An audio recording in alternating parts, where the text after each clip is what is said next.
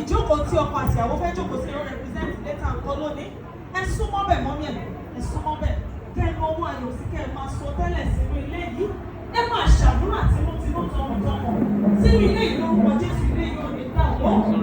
Ẹ mọ̀ wípé ilé tí a bá kọ́ sórí àpáta, bẹ́ẹ̀ ni àpáta sí Kristi Jésù kò ní dàwọ́. Ọkùnrin àbírú, obìnrin àbíyẹ̀. Ọmọ méjèèjì máa gbára wọn kalẹ̀ o. Ọmọ máa ṣe wẹlé fún un. Jésù Olúwa wa.